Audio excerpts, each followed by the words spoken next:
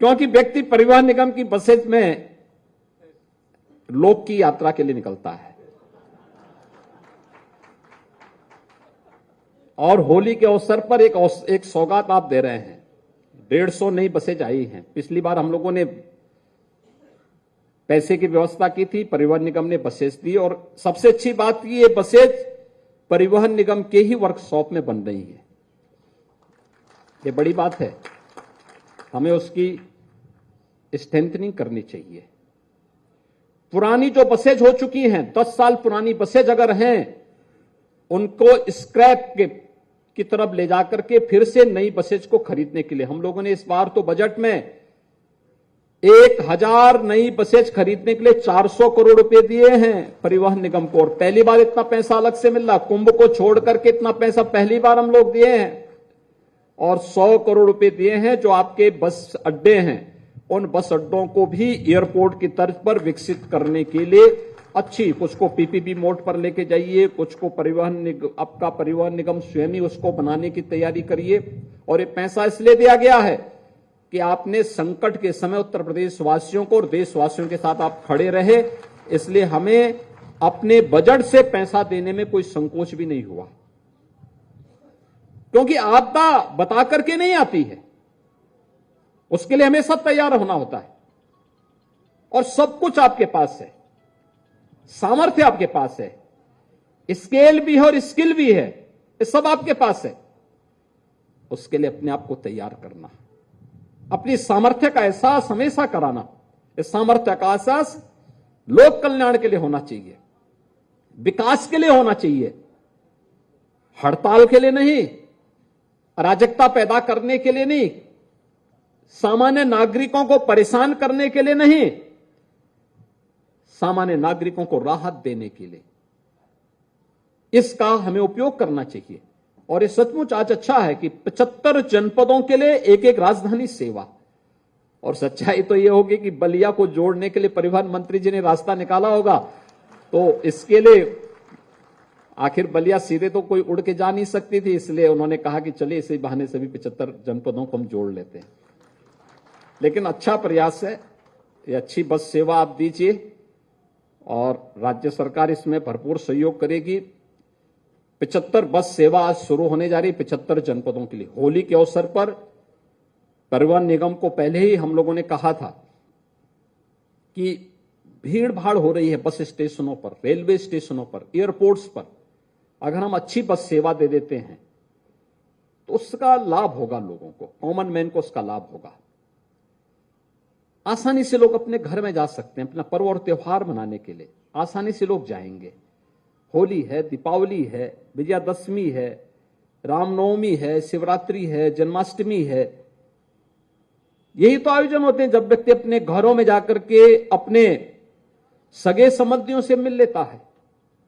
और उस समय अगर सरकार उसमें थोड़ा बहुत उनकी यात्रा को सुगम बनाने में थोड़ा योगदान दे सकता है तो देना चाहिए। रक्षाबंधन के समय परिवहन निगम माताओं और बहनों को फ्री में यात्रा की सुविधा उपलब्ध कराता है, उसको लोग बहुत अच्छे ढंग से, बहुत पॉजिटिव उसमें लेते हैं। और यह सेवा हमें अनवरत रूप से इसी प्रकार से आगे बढ़ानी चाहिए। अच्छी सेवा देंगे, लोग उसको स्वीकार करेंगे। हम इसमें नए नए मॉडल उठाने चाहिए। 1 लाख राजस्व गांव हैं उत्तर प्रदेश के अंदर। लक्ष्य हमारा होना चाहिए उन सभी 1 लाख गांवों में परिवहन निगम अगर चाहें तो यह रेलवे से और एयर कनेक्टिविटी से बेहतर सेवा दे सकता है, बेहतर सेवा दे सकता है। 1 लाख गांवों को, कुछ को परिवहन निगम और कुछ पे पीपीपी मोड पर अनुबंधित बसेज के माध्यम से उन गांवों को सेवाओं से आप जोड़ सकते हैं। आवश्यक नहीं कि सब जगह आप 50 सीटर बसेज ही भेजें, कुछ जगह 30 सीटर बसेज भेजिए, 20 सीटर बसेज भेजिए, जोड़िए। किसी यात्री के साथ चीटिंग नहीं होनी चाहिए, उसकी यात्रा सुरक्षित हो, आसान हो, हर व्यक्ति अपने गांव से अपने शहर की तरफ जा सके और शहर से गांव की तरफ भी आसानी से जा सके। अगर गांव से कोई सामान उसे लेकर के शहर की तरफ आना है, सब्जी मार्केट तक पहुंचाना है, आपकी सेवा उनकी सेवा के लिए तैयार हो। अगर अपना कोई सामान जिसको मार्केट की तरफ ले जाना चाहता, आपकी सेवा उसके लिए तैयार दिखाई दे। और आप इसके माध्यम से जगह जगह छोटे छोटे परिवहन निगम अगर इसमें सहयोग करें, पर्यटन विभाग के साथ मिल जाएं, राजस्व विभाग के साथ बात करें,